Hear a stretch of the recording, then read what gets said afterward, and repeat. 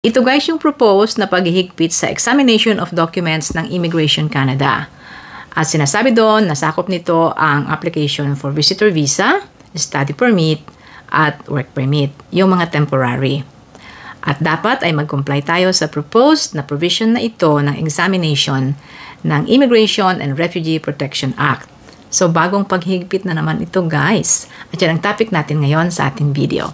Hello everyone! Si Ate Menchi po ito and welcome to Menchi's Philcan Life. Kung kayo po ay interesado sa ganitong mga paksa, please consider subscribing sa Menchi's Philcan Life at salamat sa mga dating subscriber na. Thank you very much po. Pwede rin kayong mag-follow sa ating Facebook page na Menchi's Philcan Life. You can also join and be a member of this channel. Katulad po ng ating mga channel members na gusto kong pasalamatan. Thank you kay Johnson Pangilinan, kay Arthur Postigo, Joy Gabriel TV, Nanette Lapira, kay Jency, Marjo Jumento, kay Marlo Quasay, Jesseline Ochoa, kay Corazon Binene, kay Marciano at Nympha. Thank you for all your support sa ating channel. And now, let's go to our topic guys. Itong bagong panukalang ito guys na paghihigpit sa documentation ay ibinase sa Section 18 or pagbabago, pagdadagdag sa batas. Okay guys? So, ano yung mga magiging kasama nitong paghihigpit na ito sa documentation? Ang Immigration and Refugee Protection Act of Canada. Ang sabi kasi doon, it mandates that lahat daw ng entrance o ng papasok sa Canada will undergo examination by an immigration officer to verify admissibility. Yun. So, yun yung kanilang basehan. Kaya, pinapalawak nila itong sinasabi po na paghigpit sa examination. This was announced earlier po. At ngayon, nililinaw natin kasi hanggang sa ngayon ay proposed pa rin ho ito. Amendment, kakaroon ang immigration officer ng higit na power para kanyang busisiin ang ating mga dokumento at pwede siyang tumawag ng interview anytime kahit nasa loob ka na ng Canada. Interview para tanungin ka pa at i-verify kung meron silang nakikitang questionable sa iyong file. O diba, akala mo kontento ka na. Tapos, halimbawa, nag-reapply ka, nag-extension ka, or kung ano man, renewal, tapos doon ka biglang hihigpitan. Kasi may nakita silang something, no? Okay. So, ang sako po nito ay document checking, interview. Nabanggit pa lang yung interview, kinakabahan na yata tayo, ano? Interview could be personal o di kaya ay virtual o yung online.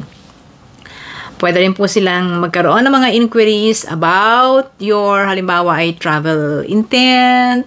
Talaga bang ang purpose mo ng pagpunta as visitor ay ano, dumalaw sa kanino or ang duda nila baka magtatrabaho, yung mga ganun, ano ho. So, pwede nilang posisiin po yon. Ang ilan sa mga importanteng criteria po nila ay ang, halimbawa, ay financial sufficiency ninyo, kung kayo ay visitor ang in-applyan, strong ties sa inyong bansang aalisan o sa community ng aalisan ninyo, kasama na rin yung health risk or security risk ba kayo sa Canada. Dati na po naman itong mga criteria pero higpitan pa yon. Number 2 ay ang examination. Examination can extend beyond ports of entry. Yun. Usually, nung una po, pagpasok mo sa port of entry, doon ka kinu-question, doon ka ini-interview, doon binubusisi yung iyong records, no? Pero ang sabi, beyond ports of entry. Ibig sabihin, nandito ka na, nangunguntento ka na, maaari ka pa nilang biglang itawagin, or yun nga, kung nag-renew kayo or nag-extend kayo, posibleng doon kayo biglang higpitan. Ano po? Beyond ports of entry.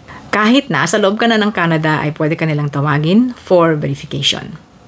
Renewal, extension, at maaaring biglang hingan kanila ng like medical exam, hindi naman dati hinihingi, biglang hihingan kanila ng ganon. Or maaaring questionin nila ang ilan sa mga dokumentong isinabmit ninyo at na-aproba na nila noon, pero nakita uli nila ngayon na nakakaduda. Sa ngayon po sa record, sa mga refusals ng mga application ay dahil sa fraud at saka weak ties, weak community ties or ties sa home. Ano ang specific changes sa IRPA na gagawin? magkakaroon po ng amendment doon. At ito ay in the making sa kasalukuyan. Magkakaroon ng amendment kung saan sinasabi na sino-sino ang dapat mag-comply sa bagong rules na ito ng RIPA, which is about examination of documents. At sinasaad po roon na visitor visa, study permit, at saka work permit applications. Yun. At yun ay tinutukoy noon ay tayo na mga nag-a-apply. Ano ang mga importanteng points na dapat po nating malaman tungkol sa mga proposal na ito? Number 1, applications must be truthful.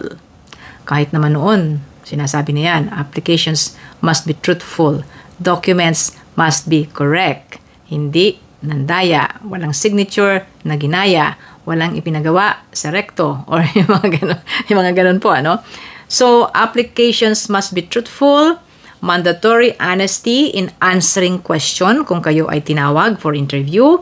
Huwag niyong hayaan na kayo ay ma-charge ng misrepresentation and inadmissibility.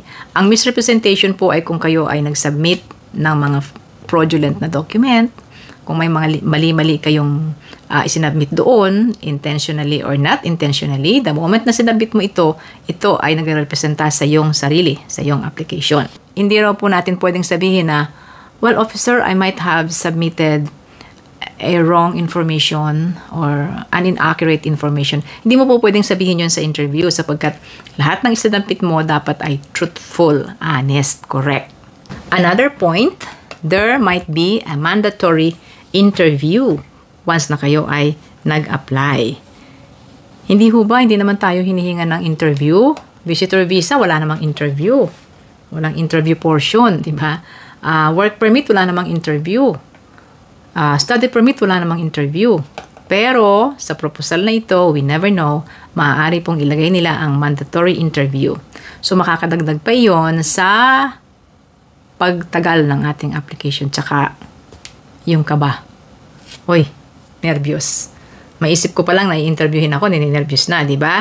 Yun. So, ang kailangan po siguro ngayon ay i-prepare na natin ang sarili na sooner or later, there might be interviews sa mga temporary applications sa Canada. Ang sabi pa guys, once this proposal is made, the officer will have the power to call for an interview to verify information na para sa kanya ay kailangan niyang i-verify. When? Kailan kanya pwedeng tawagin for interview? First of all, sa application process, habang ginagawa at kanilang ina-assess. Pwede rin kung nandito na sa Canada at nakapasok ka na. Kung bigla silang may makita, they have the power to call you anytime. O di kaya po sa mga process ng inyong extension, renewal, or reapplication. Kung maalala po natin noong 2024, nagkaroon po ng maraming fraud sa mga application ng mga Nigerians and Indians. If you would remember, marami po yung mga hindi natanggap sa Canada, pinabalik nila kasi nga ay fraudulent. Nakita po na mayroong misrepresentation at mga mali sa kanilang mga application. So, yun po ang iniiwasan sa ngayon. Kaya may ganitong klase po ng mga proposals, amendments sa batas. Sino ang maapektuhan ng panukalang ito? Current document holders. Yung mga may hawak na po ng visitor visa, ETA, student permit, work permit. Kahit hawak na ninyo ang mga dokumento ninyo, maaari pa rin pong magkaroon ng scrutiny. You could face a scrutiny ng immigration officer kung sa palagay niya ay mayroong doubtful information sa inyong application. Scrutiny could come anytime during extension, renewal, re-entry, or even inland. Yun, yung andito na kayo at nananahimik kayo ay bigla kayong tatawagin for verification or interview. It could happen sa bagong proposal na ito. Number 2 na maapektuhan po ay ang mga current applicants. Sana naman wag lalong humaba ang processing time. So, ang sabi doon po ay they will review extensively. There will be a stricter assessment or request for interview. Sino pa ang pwede na masubject sa pagbabago? Ang mga future applicants. As future applicants, nagbabala kayong mag-apply next year. Ngayon pa lang ay simulan na ninyo ang paghahanda. Tulad halimbawa ng financial requirement, dapat po ang financial requirement nyo ay stable na sa bangko, hindi bigla-bigla. Kailangan malayo pa ay nandiyan ang pera. para hindi kayo ma-question. So, yung mga ganun po na early preparation. So, in light of these proposals ng pagbabago, amendments sa Immigration and Refugee Protection Act, ano ang mga paalala nating pwedeng ibigay sa ating mga kababayan para po sa mga current visa holders? Ensure that your information will match what is in the record ng immigration. Number 2, sa mga applicants po ngayon, provide only accurate and correct documents. Details. Ano po? Yun daw mga additional information like travel history. Dapat eksakto po mga travel history ang ilalagay ninyo. Saang mga bansa na ba kayo nag-travel? Eksakto lang. Pati petsa guys. Yun. Be accurate sa paglalagay ninyo ng mga detalles. At para naman sa mga future applicants for study, visitor, or work, or ETA, pati po ETA, sinasali na natin, no? Kailangan po ay magkaroon na kayo ng compiling ng inyong mga records ng mas maaga pa. Ano ba yung mga records na hinahanap? Halimbawa ay yung mga study, yung inyong mga school record, kung kinakailangan yun, ano ho? Yun na nga, yung mga travel history, dapat ay nalilista na ninyo kung ano yung mga pinuntahan yung lugar, ano mga petsa. Yun, start compiling your documents ng mas maaga. Pag tinanong daw po kayo ng immigration officer, dapat sakto rin lang yung mga sagot ninyo. Brief and concise. Halimbawa, anong purpose mo sa pagpunta sa Canada? Well, I will be visiting my family here for 1 month in Toronto. Yun. So, kita na niya. I-visit sa pamilya 1 buwan. Madali naman yung interview guys kung ang sagot ninyo ay shoot lagi sa tanong niya. Accurate, brief, at naiintindihan niya. So as closing guys sa ating topic na ito, hindi pa po ito ini-implement. Ginagawa pa po nila yung mga amendment. Kung kailan i-implement ito guys, mababalitaan din po ninyo dito sa atin kapag ba meron na tayong konkretong information about this. But in the meantime, ito po ay isa sa posibleng mangyari in the near future. Nagustuhan niyo ang ating topic ngayon, please subscribe to my channel. At salamat sa ating dati na mga subscribers. Pwede rin kayong mag-follow sa aking Facebook page na Menchie's Philican Life, the same title.